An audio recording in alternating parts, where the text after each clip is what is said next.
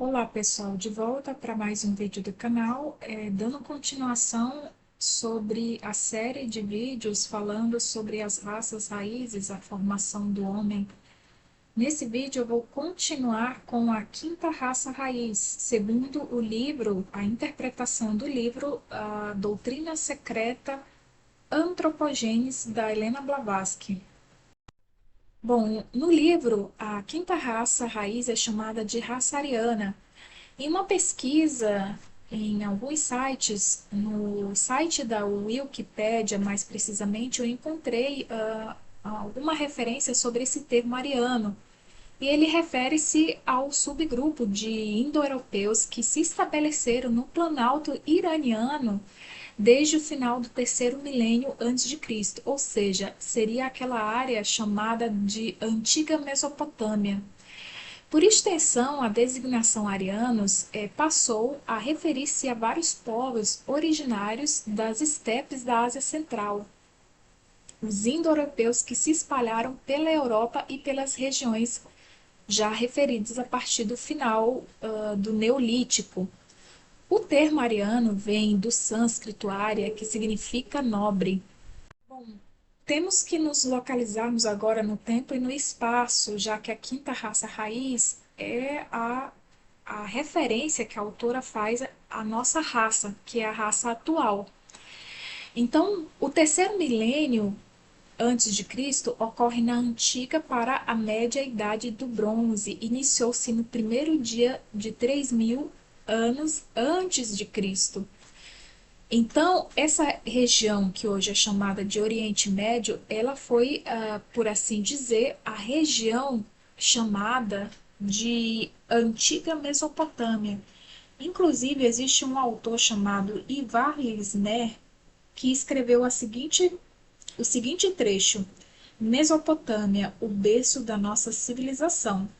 Sem o Oriente, não seríamos o que somos. Sem ele, não podemos compreender nossa própria civilização. As descobertas arqueológicas efetuadas no país entre os rios revelam que a Mesopotâmia foi o berço da civilização ocidental. Nosso alfabeto, nossa religião, nosso direito e nossas artes são o resultado de uma longa evolução.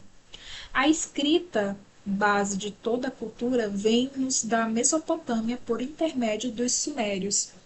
Bom, e aqui eu fiz uma relação dos povos que viveram exatamente nesse milênio, no terceiro milênio antes de Cristo. Temos os Sumérios como os principais, ou por assim dizer, os primeiros que habitaram a região da Mesopotâmia.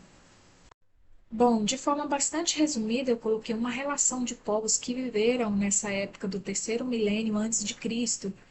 Por exemplo, os sumérios, que foram exatamente os primeiros habitantes da Mesopotâmia, alguns sites falam que eles chegaram por volta de 3.500 anos antes de Cristo. Alguns livros falam que eles chegaram a 4.000 anos antes de Cristo nessa região que era uma região localizada entre os rios Tigre e Eufrates, onde hoje é o Iraque. Bom, e aí eu tentei colocar de forma resumida, em ordem cronológica.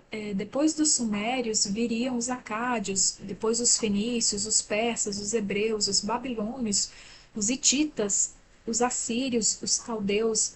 Todos esses povos eles tiveram contribuição daquilo que nós vivemos hoje em termos de civilização, tanto em política, em artes, em invenções como a agricultura, como a escrita, né? Os sumérios foram atribuídos a eles a invenção da escrita chamada escrita cuneiforme.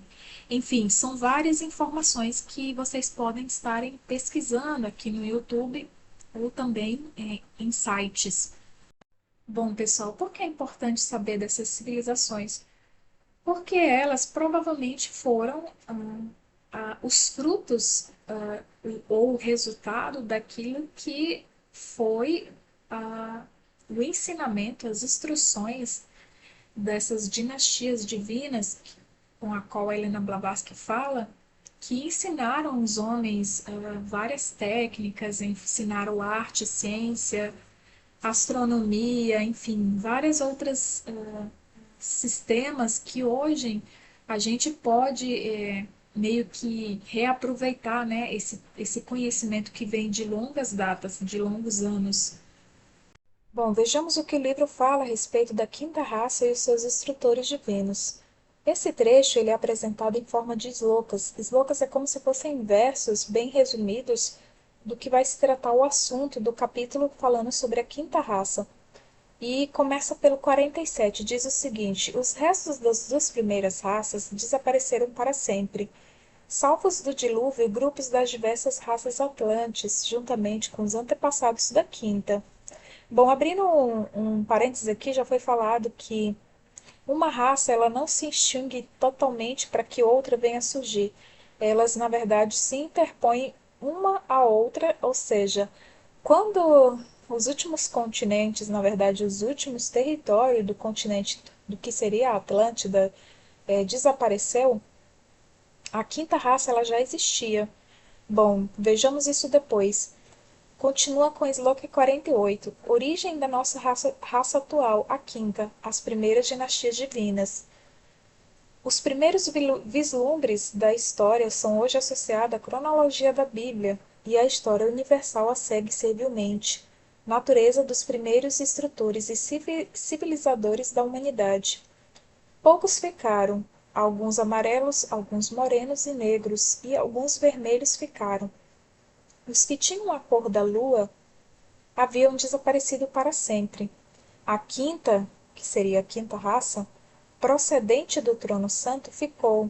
Ela foi governada pelos primeiros reis divinos, as serpentes que voltaram a descer, que fizeram a paz com a quinta, que a ensinaram e instruíram.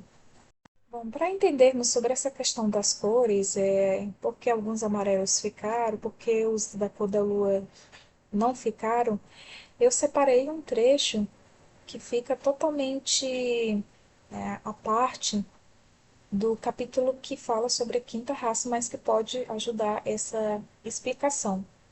E diz o seguinte, é também em forma de slogan. Instância 10. Assim, de 2 a 2, nas 7 zonas, a terceira raça deu nascimento à quarta. Os Uras passaram a Azuras. Bom,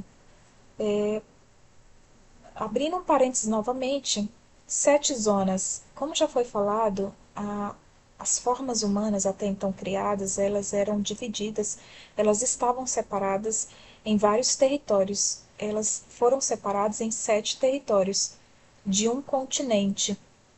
Então, quando fala que a terceira raça deu nascimento à quarta, significa que aqui já não se tratando dos lemurianos, que é a terceira raça, deu nascimento à quarta, que é os Atlantes. Os Uras, ou seja, os deuses, passaram a ser não-deuses. Bom, a primeira, que significa a primeira raça em todas as zonas, era da cor da lua. A segunda, amarela, como o ouro. A terceira, vermelha.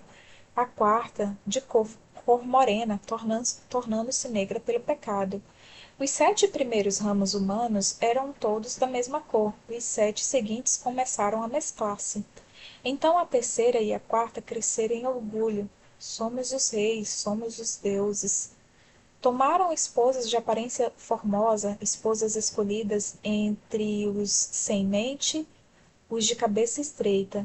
Procriaram monstros, demônios perversos, machos e fêmeas, e também cados, Dacne, de mente limitada. Edificaram templos para o corpo humano, adoraram o varão e a fêmea, então o terceiro olho cessou de funcionar. Bom, este sloka, agora voltando ao anterior, sem ser esse que a gente acabou de falar, este sloka se relaciona com a quinta raça. A história não principia com ela, mas sim a tradição viva e sempre em curso. A história, ou o que assim se chama, não vai além das origens fantásticas da nossa quinta subraça. Abrindo um parênteses aqui, a Helena Blavatsky escrevia no século XVIII, então ela considerava a quinta subraça onde ela estava presente, né? Quinta subraça da quinta raça raiz. Há alguns milhares de anos, a frase alguns amarelos, alguns morenos e negros e alguns vermelhos ficaram referem-se às subdivisões da primeira subraça da quinta raça raiz. Os da cor da lua, isto é, os da primeira e segunda raças, haviam desaparecido para sempre, sem deixar o menor vestígio. E este desaparecimento data do terceiro dilúvio da terceira raça lemuriana, aquele grande dragão cuja cauda varreu nações inteiras num abrir e fechar de olhos. Tal é o verdadeiro significado do versículo do comentário que diz: antes de irmos para esse comentário que ela vai fazer referência, ou que ela faz referência, na verdade, vamos compreender um pouquinho sobre a ilustração que consta no livro da Antropogênese, na página 452, que é uma ilustração da árvore genealógica da quinta raça raiz. Bom, a figura, ela é preto e branco, mas eu colori ela para ficar mais fácil a compreensão. Então, o tronco dessa árvore, que seria o tronco aqui marrom, com a letra A, com 3 letras A, seria exatamente o tronco da raça raiz, que é a raça principal. Já os seus ramos, que seria a letra B, são 7 ramos, seriam exatamente a subdivisão em sub-raças. E as folhinhas, que são em letra de C, C de casa, seriam uma outra subdivisão, que, se eu não me engano, são famílias, são povos, por assim dizer. Então, quando ela faz referência que alguns amarelos, alguns vermelhos ficaram, por exemplo, ela está se referindo já a uma mesclação de desses vários povos que outrora estavam separados, né, em territórios separados. Então, alguns da raça Atlântida sobreviveram e se uniram, né, e aí houve esse mesclamento, né, com os antepassados da quinta raça raiz. E foi exatamente o primeiro ramo a surgir, ou seja, a primeira sub-raça a qual ela se refere. E quando ela se refere à nossa quinta sub-raça, que quando ela estava escrevendo o livro, é exatamente o quinto ramo, como se fosse o quinto ramo aqui da arvorezinha. Bom, continuando sobre o comentário, o grande dragão só respeita as serpentes de sabedoria, as serpentes cujas tocas se encontram hoje debaixo das pedras triangulares, ou, em outras palavras, sobre as pirâmides nos 4 cantos do mundo. Bom, aqui vamos entrar exatamente em uma explicação simbólica do que seria esse grande dragão que varreu, né? Como ela fala no primeiro trecho, quando ela fala que as serpentes voltaram, né, a descer e que o dragão tinha varrido praticamente no piscar de olhos várias nações, né? Quando o grande dragão, cuja cauda varreu nações inteiras no abrir e fechar de olhos. A gente vai compreender a forma simbólica, né? O que há por trás dessa simbologia do dragão e também das serpentes que voltaram a descer para instruir. Bom, quando ela fala que o grande dragão só respeita as serpentes de sabedoria e as serpentes cujas toca se encontra hoje debaixo das pedras triangulares, ou seja, essas pedras triangulares são, na verdade, as pirâmides que foram encontradas em vários cantos, ou nos 4 cantos do mundo. Ela se refere às pirâmides que foram encontradas tanto no Oriente Médio como na África, Ásia, América, Europa e no Pacífico Sul. Ou seja, eu fiz uma pesquisa e vocês também podem fazer, caso sintam curiosidade, que as pirâmides elas não eram a única, vamos dizer assim, elas não foram uma construção única do Egito Antigo, mas sim há várias e centenas delas espalhadas pelo planeta em diferentes estilos, tamanhos e funções. ou seja, diferentes civilizações, culturas e civilizações, por exemplo, a dos astecas no México, aos templos da Indonésia, revelam uma história por meio dessas construções imponentes que eram as pirâmides. Por exemplo, os próprios sumérios, eles construíram uma que era chamada de zigurate na cidade de Ur, que hoje é o Iraque. Ou seja, essa pirâmide ela tem 2.100 anos antes de Cristo. Temos outra espécie de pirâmide também construída que é chamada de zigurate, né? Que é essas construções em Kashan, que hoje é o Irã, em 3.000 anos antes de Cristo. E aí temos exatamente também em Chogazambil, no Irã, 1.250 anos antes de Cristo. Temos as pirâmides do próprio Egito também, né, que são várias.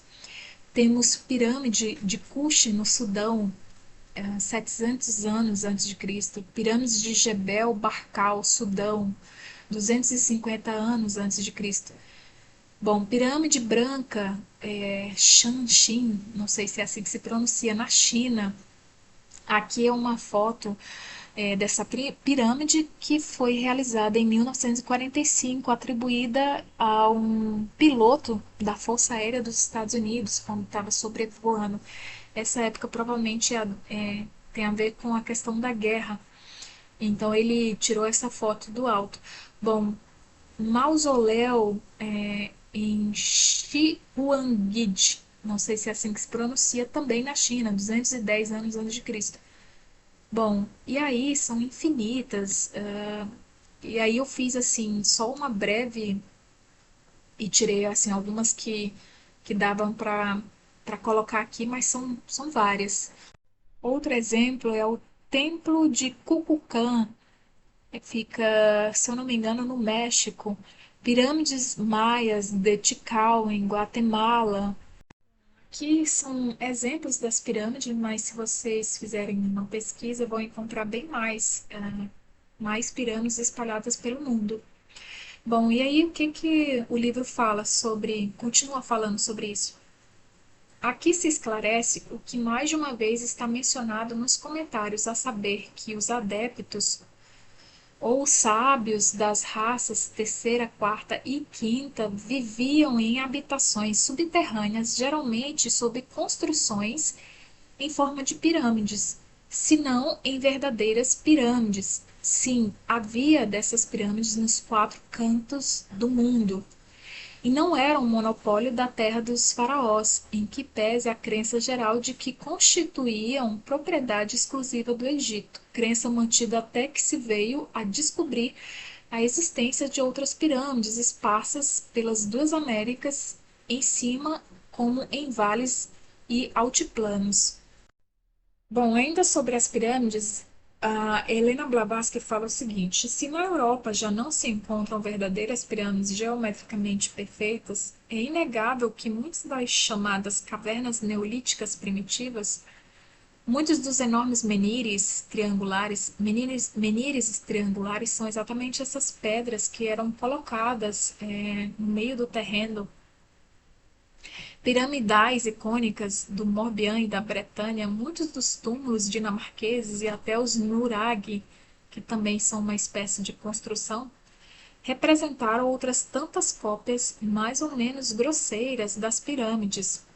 Tais monumentos são, em sua maior parte, obra dos primeiros habitantes do recém-nascido continente e das ilhas da Europa, raças algumas amarelas, algumas morenas e negras e algumas vermelhas que haviam sobrevivido à submersão dos últimos continentes e ilhas da Atlântida há uns 850 mil anos, com exceção da Ilha de Páscoa, e antes de chegarem raças arianas, ao passo que outros foram construídos pelos primeiros imigrantes vindos do Oriente.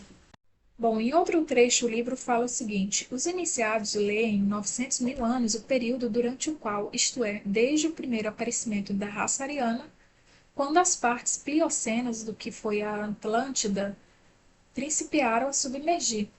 O continente principal desapareceu na era Miocena, conforme já mencionamos.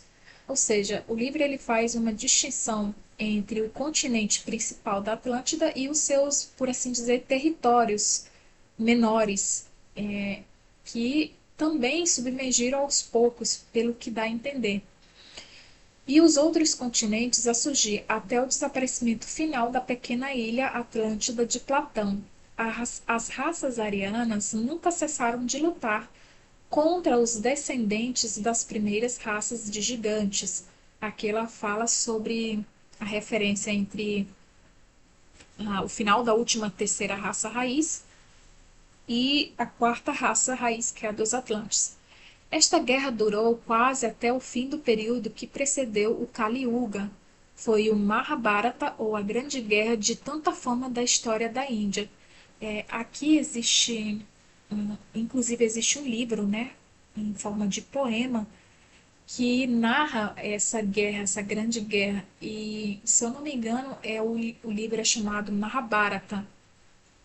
Eu acredito que existe palestras da Helena Galvão aqui no YouTube falando sobre essa guerra épica que aconteceu. Bom, sobre as serpentes de sabedoria que eram os adeptos, os sábios, ela fala o seguinte: mas as serpentes de sabedoria conservaram bem os seus anais, e a história da evolução humana está escrita no céu, como está nos muros subterrâneos. A humanidade e as estrelas estão indissoluvelmente unidas entre si em razão das inteligências que governam estas últimas. Bom, abrindo entre aspas aqui, essas inteligências são seres superiores.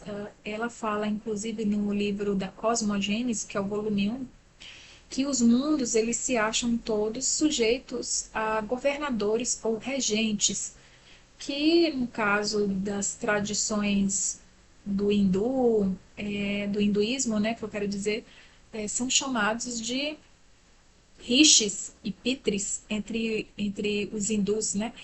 E no caso dos judeus e cristãos são chamados de anjos. E deuses em geral entre os antigos, ou seja, entre os povos antigos, esses regentes eram chamados de deuses. Nota-se aqui que cada um, ou cada povo, por assim dizer, ele interpreta ah, a sua visão, a sua forma, a sua percepção de explicar o mundo, e eles colocam o nome que eles, por assim dizer, criaram ou vêm de várias tradições. Então, enquanto que para os hindus esses regentes são chamados de rishis e pitris, inclusive os pitris eles foram os que deram os seus duplos, como foi falado, para a formação da primeira raça humana, ou seja, eles deram como se fossem os seus duplos astrais para a formação daquilo que viria a ser o homem.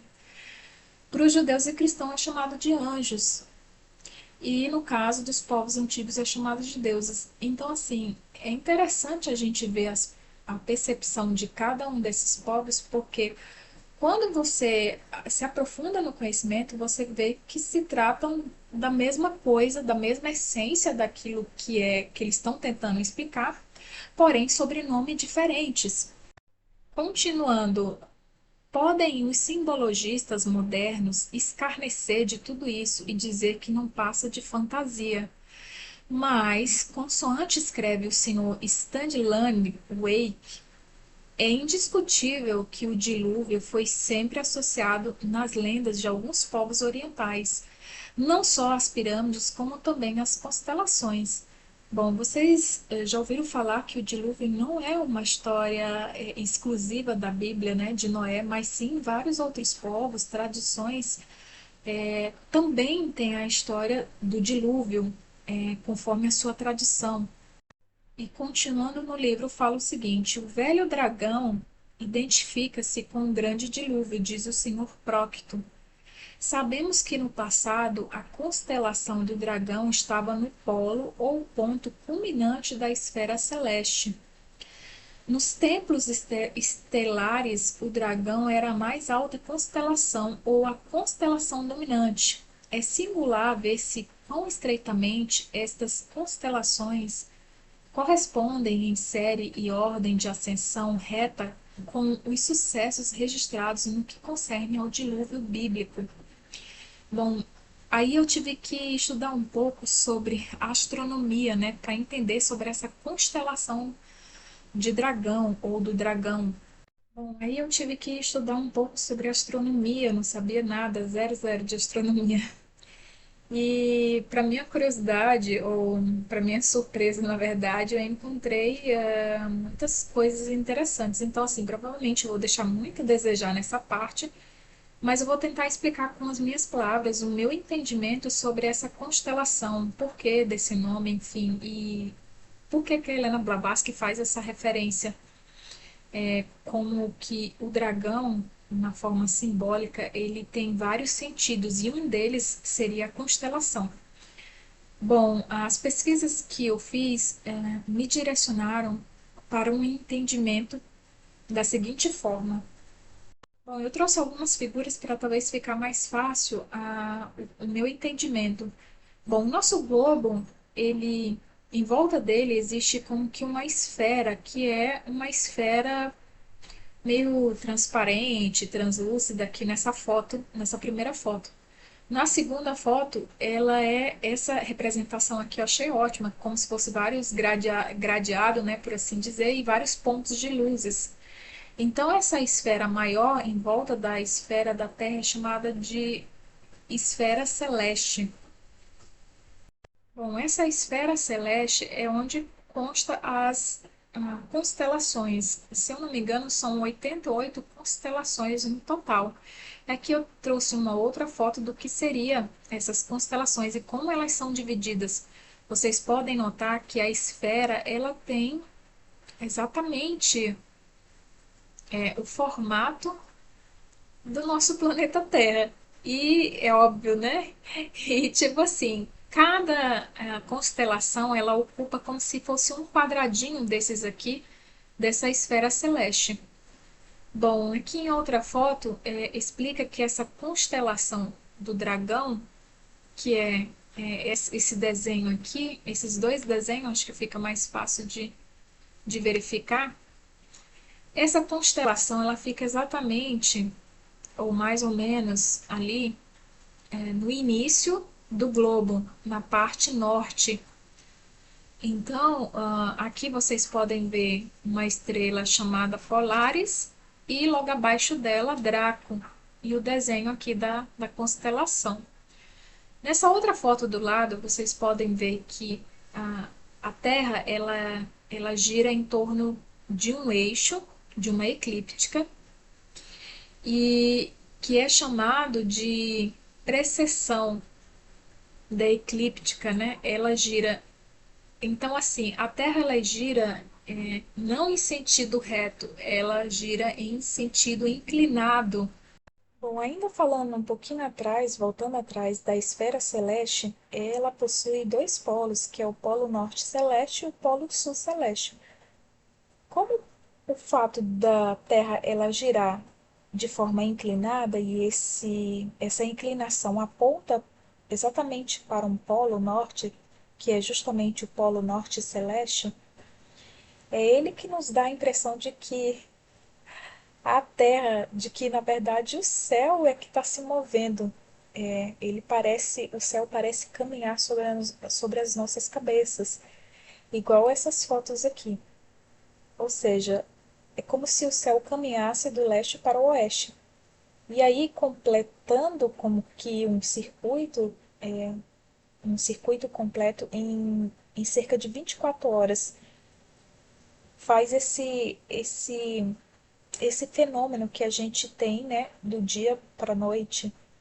Bom, esse fenômeno ele deve-se ao giro da Terra sobre o seu eixo.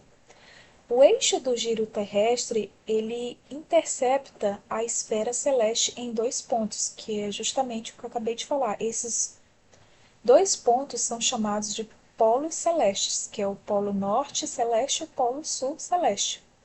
Conforme a Terra gira, esses pontos, eles permanecem fixos no céu, e todos os outros pontos parecem rodar ao redor deles. Os polos celestes são também os polos do sistema de coordenadas equatorial.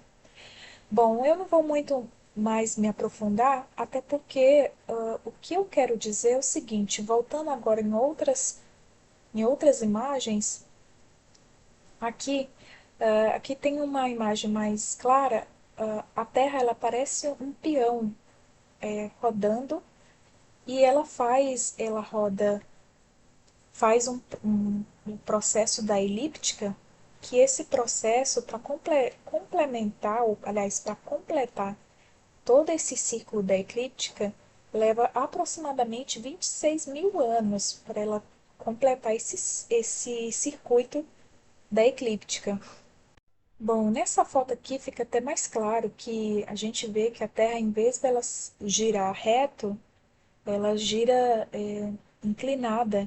Essa inclinação para o Polo Norte, no caso, o centro do Polo Norte, se eu não estiver errada, essa inclinação é de 23,5 graus. Ou seja, eu acredito, pelo que eu percebi do livro, que no passado pode ter ocorrido o seguinte, em que essa inclinação ela não estava direcionada para a estrela Polaris, e sim direcionada para a constelação de Draco, ou a constelação do Dragão. Isso explicaria uma das chaves da simbologia do dragão, ou seja, é como se o dragão ele tivesse descendo na Terra, né? E isso também explicaria a questão bem bastante simbólica e metafísica desses seres celestiais superiores descendo nesse mundo material físico, que é o planeta Terra, que é Malkuth, descendo na Terra para encarnar, enfim, como já foi falado na terceira raça raiz. Bom, e aí eu fui pesquisar se existia essa possibilidade de deslocamento desse eixo. Bom, e para minha surpresa, eu encontrei um vídeo do canal Discovery Brasil. Eu vou deixar o link aqui abaixo no vídeo. Eu recomendo muito vocês verem esse vídeo, que explica sobre essa mudança no eixo da rotação. E, para minha surpresa, é que desde 2010 o eixo ele está mudando de direção. E essa mudança é que está causando, por assim dizer, essas mudanças climáticas que nós estamos sentindo. E se continuar a mudança para essa outra direção, eu não vou dar spoiler, mas é bom vocês verem o vídeo. Vai haver alguns cataclismas, enfim, pode acontecer algumas coisas na natureza de mudanças exatamente de de alguns territórios, né, de água se movendo, enfim. Mas eu espero que vocês vejam o vídeo porque é melhor vocês assistirem. Bom, em outras partes, a Helena Blavatsky fala dessa mudança de eixo em que os polos eles se inverteram.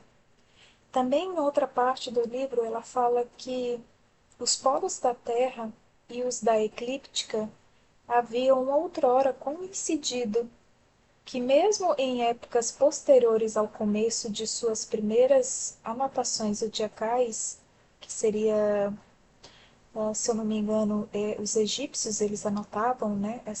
Eles faziam essas anotações. Ela fala que desde essa época os polos terrestres já tinham se encontrado por 3 vezes no plano da eclíptica.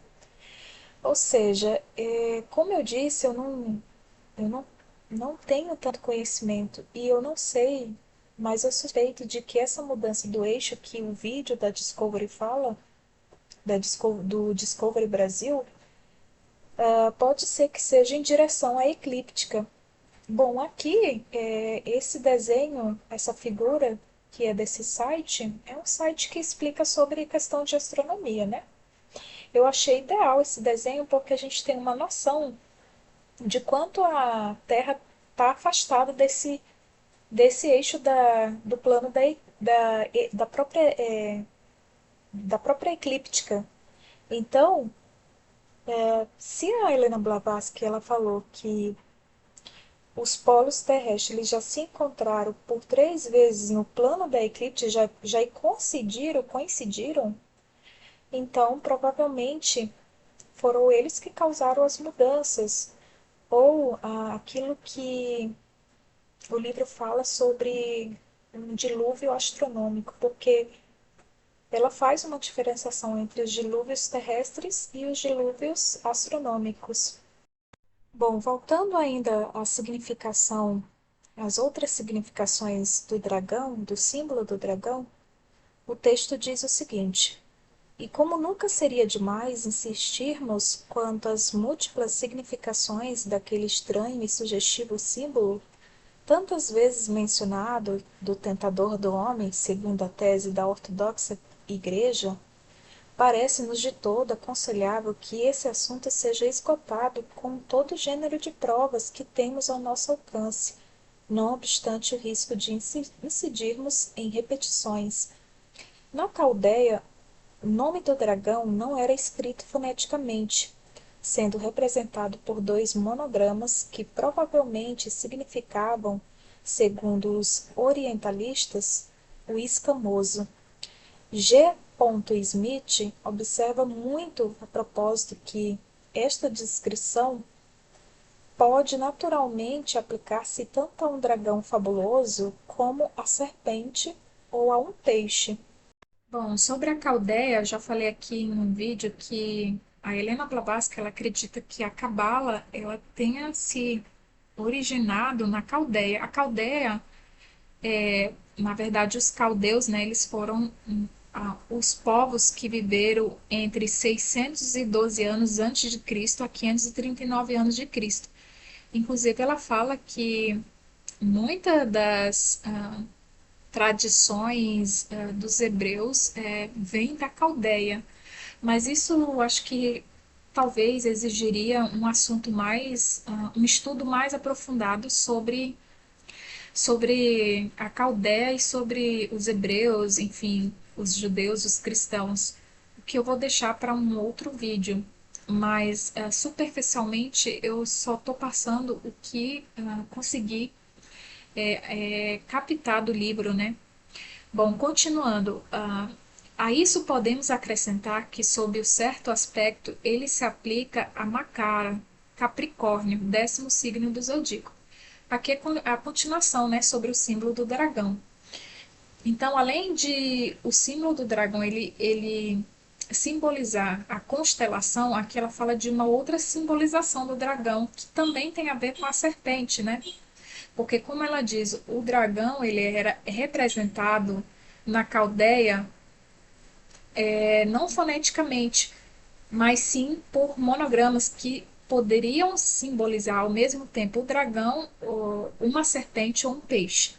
E aí ela fala que também esse aspecto se aplicaria a Makara, Capricórnio, que é o 10º signo do zodíaco, termo sânscrito que designa um animal anfíbio não especificado, ao qual se dá o nome geralmente de crocodilo, mas que na realidade significa algo mais. Vale isso por admitir virtualmente que, em todo caso, os assiriólogos nada sabem de certo a respeito da condição do dragão da antiga Caldeia. Da Caldeia foi que os hebreus tiraram o seu simbolismo, para deles serem despojados mais tarde pelos cristãos, que fizeram do escamoso uma entidade vivente e um poder maléfico. Bom, segundo a autora, é, ela diz o seguinte, que no Museu Britânico pode-se ver uma espécie de dragão alado coberto de escamas.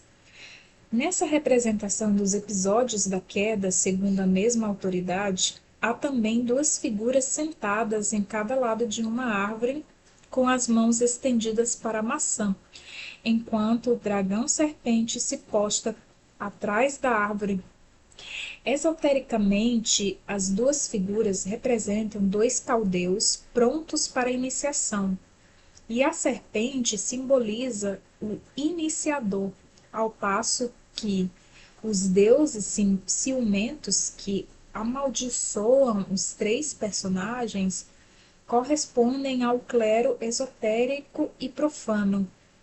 Como podem ver, os ocultistas, não há muita semelhança com o episódio bíblico ao pé da letra. Bom, pessoal, eu procurei essa imagem, se eu encontrava ela na internet, né? Essa imagem que consta no Museu Britânico, porém não encontrei. Então, eu coloquei essa aqui apenas como uma representação do que ela diz aqui nesse momento. Bom, o grande dragão só respeita as serpentes de sabedoria. Reza a estância, reborando assim a exatidão do que explicamos relativamente às duas figuras e à serpente. As serpentes que voltaram a descer e que ensinaram e instruíram a quinta raça. Que homem, em seu juízo são, será capaz de acreditar em nossa época que se trata de serpentes verdadeiras? Daí a grosseira suposição que hoje a ciência converteu quase em um axioma de que os escritores da antiguidade que se ocuparam dos diversos dragões e serpentes sagradas eram gente crédula e supersticiosa, ou então cuidava propositadamente de enganar outros mais ignorantes do que eles. Contudo, desde Homero aos autores mais recentes, aqueles termos implicavam algo de oculto para os profanos. Terríveis são os deuses quando se manifestam, esses deuses a quem os homens chamam dragões. Eliano, tratando dos símbolos ofídeos em seu De Natura Animalium, aduz certas observações que demonstram a exata compreensão que ele tinha da natureza destes símbolos antiquíssimos. Assim, referindo-se àquele verso de Homero, explica com muita propriedade: pois o dragão, ao mesmo tempo que é sagrado e digno de adoração, possui em si algo que participa mais ainda da natureza divina e que é preferível, para outros, continuar ignorando. O símbolo do dragão tem um setúplo significado, e destes 7 significados pode ser exposto o mais elevado e também o inferior. O mais elevado é idêntico ao nascido por si, o Logos, o Aja hindu. Entre os gnósticos cristãos chamados naazenos ou adoradores da serpente, esta representava a segunda pessoa da Trindade, o Filho. Seu símbolo era a constelação do dragão. Suas 7 estrelas são as que se acham nas mãos de Alfa e Ômega no Apocalipse. Em seu sentido mais terrestre, era o termo dragão aplicado aos homens sábios. Bom, abrindo parênteses sobre esses gnósticos cristãos chamados naazênios, simbolicamente reconhecidos como adoradores de serpente, da serpente, bom, eu encontrei o seguinte trecho de pesquisa que diz o seguinte: os cristãos gnósticos constituíram, nos primeiros anos de nossa era, comunidades fechadas iniciáticas que guardaram os aspectos esotéricos dos evangelhos, principalmente das parábolas do Mestre Jesus, o Cristo, apresentando um cristianismo muito mais profundo e filosófico do que daqueles cristãos que ficaram conhecidos como ortodoxos. Dentre os grupos mais ativos nos 2 primeiros séculos, destacam-se os naazênios, palavra em aramaico com o mesmo significado de ofitas, de origem grega. Com o passar do tempo, os herdeiros da tradição gnóstica continuaram sob inúmeros nomes e formas, visando ocultar-se e assim sobreviver às perseguições. Bom, esse trecho foi retirado do site Gnosis Brasil, e os nazaenos, eles tiveram ali seu surgimento entre o primeiro século ao terceiro século depois de Cristo. Ou seja, se olharmos detidamente, esses séculos eles estavam bem próximos dos acontecimentos do Cristo aqui na Terra. Bom, pessoal, para não ficar muito extenso o vídeo, eu vou fazer uma segunda parte falando dessa quinta raça raiz, que é a continuação explicando mais sobre a simbologia das serpentes e dos dragões que o livro traz. Então, nos vemos na próxima parte, no próximo vídeo.